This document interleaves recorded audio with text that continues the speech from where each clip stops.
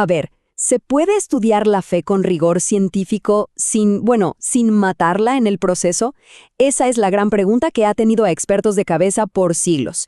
Hoy vamos a explorar una respuesta bastante novedosa. Por mucho tiempo, el estudio de la religión ha sido, digamos, un campo de batalla.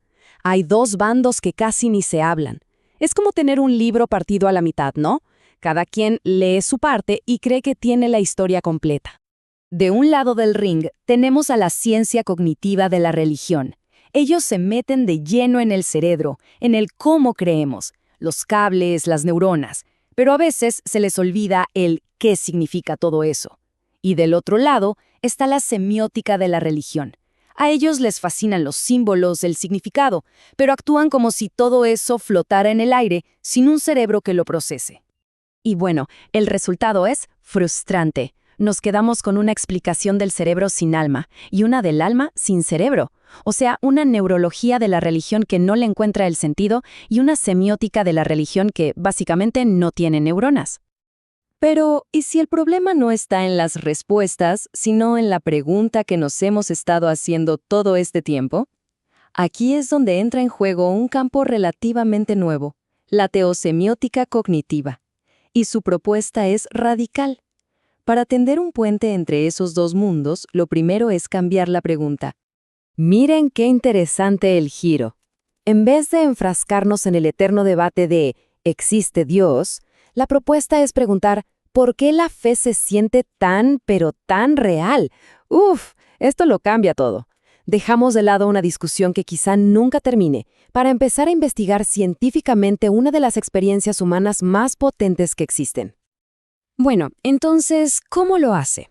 Vamos a ver cómo la teosemiótica cognitiva, o TC para abreviar, desarma esta experiencia en dos partes fundamentales. La idea es bastante genial en su simpleza. Es como una computadora. La TSC dice que la fe funciona con un sistema de dos partes. Primero, el hardware biológico. Nuestro cerebro no es una hoja en blanco. Venimos, por así decirlo, de fábrica con ciertas predisposiciones. Y luego está el software cultural, que es todo lo que aprendemos, y que le da forma a ese hardware.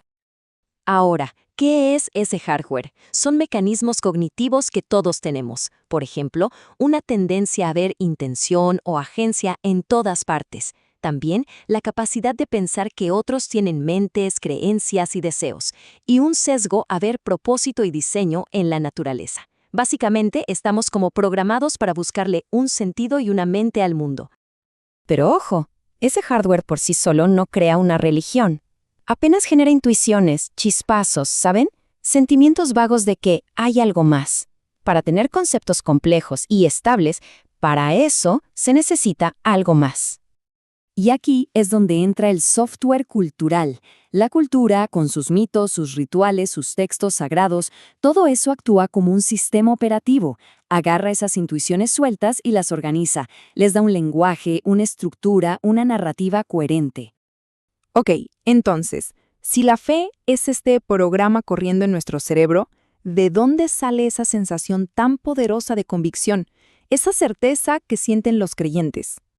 Y aquí está la definición clave de la TSC. La fe no es simplemente una creencia. No. Es la experiencia subjetiva que surge cuando todo este sistema está en marcha. Es el resultado de nuestro hardware cognitivo procesando activamente ese software cultural. Esto es importantísimo. La convicción del creyente no viene de que haya pruebas de un milagro, no. Viene de la realidad del propio proceso mental. Se siente real porque el proceso que ocurre dentro del cerebro es absolutamente real. Es una experiencia neurológica y semiótica tangible. Y esto es fundamental para entender a la TSC. No está aquí para decir si Dios existe o no. Ese no es su trabajo. Lo que hace es tomarse muy en serio la realidad del proceso. Puede analizar la experiencia de sentir a Dios como un evento real sin meterse a juzgar si el objeto de esa fe es real o no. Se enfoca en la experiencia, no en la metafísica. Bien, volvamos al inicio, a ese campo de batalla. ¿Cómo es que esta perspectiva puede ser un puente en lugar de otra arma en la guerra? Pues porque nos da un lenguaje común. Permite que la ciencia y las humanidades se sienten a la misma mesa a analizar la fe sin que la ciencia la reduzca a un simple error del cerebro. Es una tercera vía que respeta la experiencia y al mismo tiempo usa la ciencia para entenderla. Y el objetivo final, como dice el propio autor, no es para nada destruir la fe. Todo lo contrario. Es abrir la puerta a una fe más consciente, menos dogmática. Una fe que pueda ser perfectamente compatible con la ciencia. No se trata de elegir, sino de integrar. Así que nos quedamos con esta idea flotando en el aire. Si la fe es un proceso cognitivo que podemos empezar a mapear y entender, ¿cómo cambia eso la forma en que hablamos de ella? Imaginen si nuestras conversaciones sobre religión, en vez de ser un debate sobre quién tiene la razón, se convirtieran en una exploración de cómo funciona la mente humana.